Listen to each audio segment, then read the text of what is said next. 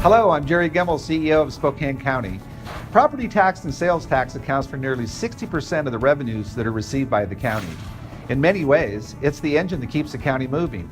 That includes funding for over 50 departments, 2,500 miles of roadway, and over 2,000 employees. In this video, we're aiming to give you a brief introduction of the departments responsible for planning and permitting of new construction projects, assessing the value of your property, and collecting taxes for various districts throughout the county.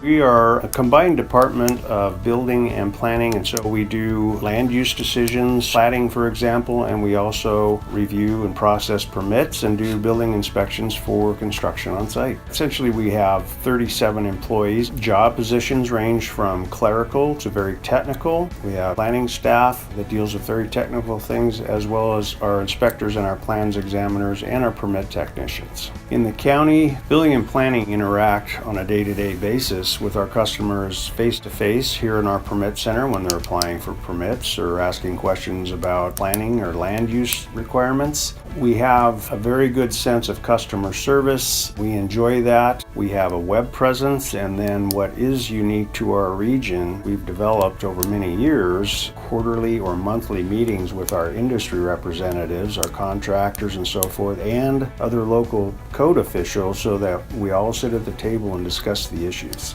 In building and planning, and more specifically to building, our top priority one is the safety and welfare of the structures that our citizens in the county occupy and use on a daily basis. Secondly, I think we look at our customer service and how we can expand and improve that process. We have been focusing on developing greater access to our customers via electronic submittal, and more recently we're in the process and hopeful to have, say, single-family home permits available for online application, plan review, and ultimately issuance of the permit, so that a customer may not, if they choose, may not even need to come down to the building department. They'll have total access online. Building and Planning's 2018 budget was set at $7.6 million. Activities this year so far in 18 have increased by approximately 13%. So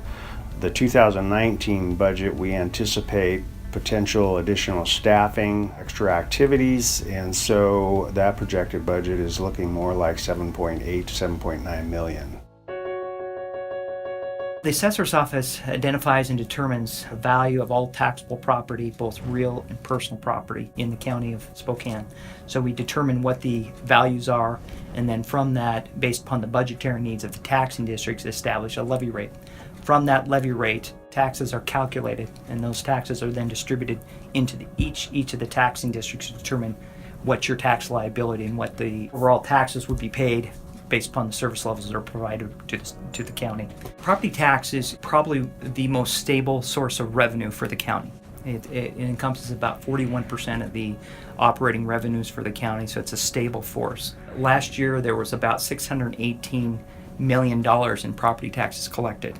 56% of that actually goes to the schools, a good chunk of it. About 13.74% ends up going to the county and to the county road funds. It is also distributed to about 10.9%, over $67 million goes to fire, and about 15% or $93 million of those property taxes are paid to the cities and county jurisdiction. We have about 216,000 parcels in the county, of which about 185,000 are real property, the balance being in personal property and commercial after that. That's where the bulk of the value is. Last year we had about $45.2 billion in assessed value. This year it looks like we could be up to $50 billion in assessed value, creating a bigger, stronger base in which the taxes are going to be spread out over a wider area. So that's a good thing for the taxpayers.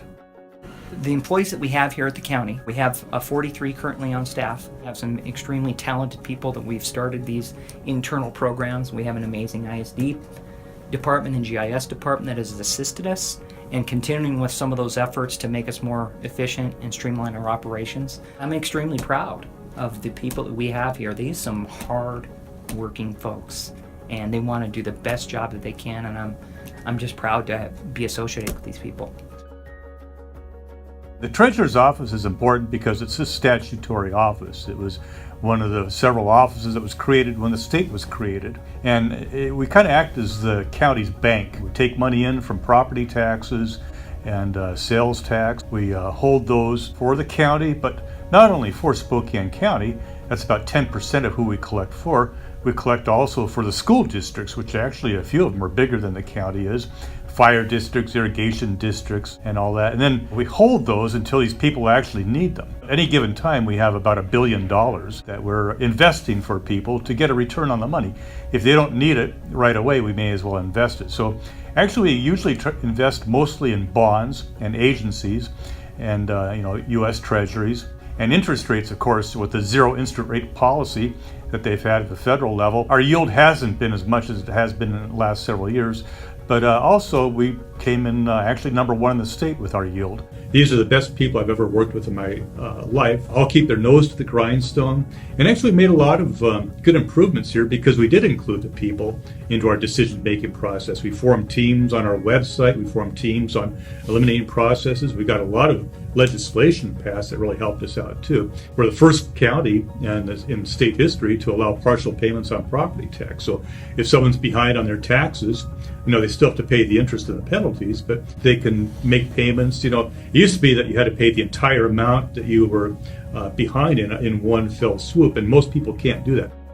We're joined at the hip with the assessor's office. So the new construction comes to them from building and planning and that whole process. Then they assess the value of it, and then we get it and make sure that the different levies that have been passed, are correctly billed out, the different areas they live in. So everywhere you live in the county is slightly different, Perhaps in your neighborhood it's all pretty much the same, but certain people have school districts that pass levies or fire districts. So it's all every parcel is somewhat different too, depending, on their value that's assessed.